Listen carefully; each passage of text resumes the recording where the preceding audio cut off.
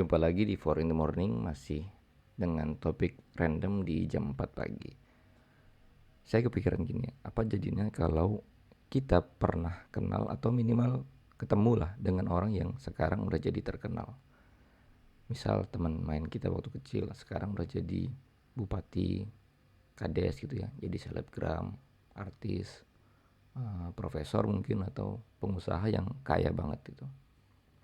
Sehingga terkesan nggak tersentuh gitu. Jadi kita mulai membanding-bandingkan gitu. Dulu orang ini gampang di WA, dulu kayak bicara nggak gini dan seterusnya. Jadi saya pengen cerita tentang Pak Anies Baswedan. Saya dulu ikut namanya kelas inspirasi ya, di Yayasan Indonesia Mengajar. Simpelnya ginilah, kelas inspirasi itu adalah kesempatan untuk orang yang dia sebagai profesional, dia udah lewat usianya 25 tahun, udah menikah gitu kan.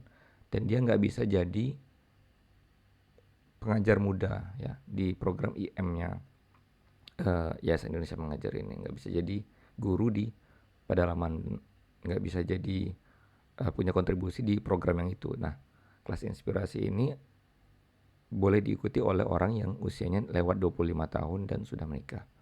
Saya ikut tahun 2012, waktu itu jadi angkatan yang pertama. Nah, satu kelompok sama saya itu salah satunya adalah Pak Asep Kambali ya. Beliau ini konsernya di sejarah, di historia. Waktu itu dia juga pernah masuk Kick Andy gitu. Dengan quote yang cukup terkenal waktu itu adalah, saya bacakan ya. Untuk menghancurkan suatu bangsa, hancurkan ingatan sejarah generasi mudanya. Nah, ini saya satu grup sama beliau di kelompok 24 waktu itu. Kita ada mungkin 8 apa 10 orang gitu ya per kelompok. Saya kebagian di sekolah namanya SDN Petojo Selatan 6 pagi. Nah, akhirnya kita, cuman sebelum acara itu ada acara buat jadi ada Pak Aniesnya gitu, ada acara buat kita konsolidasi sebelum kita terjun di SD-nya esok harinya gitu. Nah, di acara tersebut beliau kasih speech, dan terus terang speech-nya itu menurut saya sangat berkesan, sampai saya catat di blog saya dulu. Kesan yang saya dapat pertama kali ketemu beliau adalah, ini orang pinter banget. Kondisinya waktu itu beliau itu akademisi ya, menjadi rektor di salah satu universitas Paramadina kalau nggak salah namanya. Nah, sekarang menjadi politisi dan jadi capres, dan akan maju di 2024. Salah satu yang beliau ceritakan adalah ini, kan kita bingung ya, di kelas inspirasi itu kita sebenarnya mau ngomong apa sih gitu. Apa yang mau kita sampaikan kepada anak-anak ini gitu. Anak-anak yang kelak mereka menjadi besar, dewasa, dan mungkin mengubah bangsa ini juga.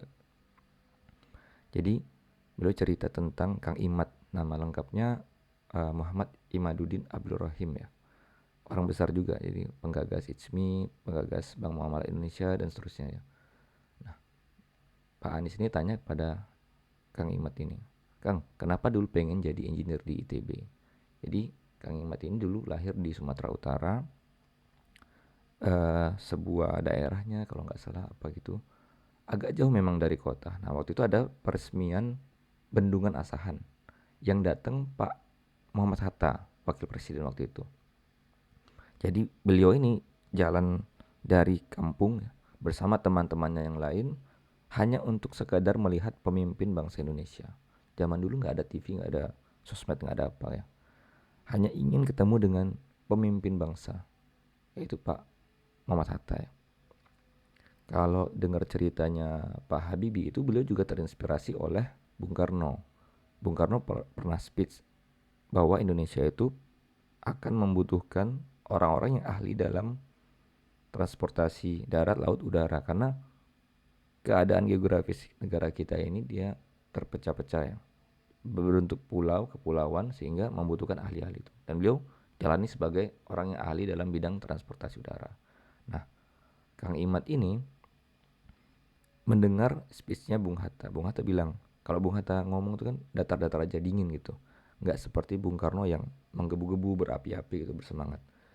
Datar aja bilang gini, next Indonesia itu butuh engineer, butuh insinyur yang banyak sekali karena kita sedang membangun. Sehingga anak-anak tadi ya yang datang dari kampung itu terinspirasi sehingga ketika besar mereka bersemangat untuk pergi ke Jakarta, pergi ke Bandung, ambil sekolah yang berkaitan dengan engineering tadi.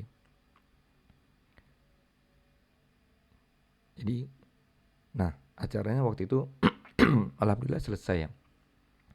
Walaupun di SD itu sempat juga saya ya kak minta Facebooknya kak gitu. Kita nggak boleh kasih personal info karena salah satu dari klausul dalam kegiatan itu nggak boleh kasih informasi tentang pribadi kita, nomor HP apa gitu, dan nggak boleh bawa brand juga karena ada sponsor yang lebih besar kan di kegiatan itu. Nah, jadi beberapa mungkin sebulan setelahnya baru saya dapat sertifikat gitu. Terima kasih atas kontribusinya di kelas inspirasi tanggal sekian-sekian. Dikirim ke rumah alamat orang tua saya di. Lalu orang tua saya bilang, Pak Anies gitu. Jadi ada kesan ya, ada kesan. Cuman itu tadi ya, ada hal-hal yang nggak berubah dari diri seseorang itu. Ada yang berubah.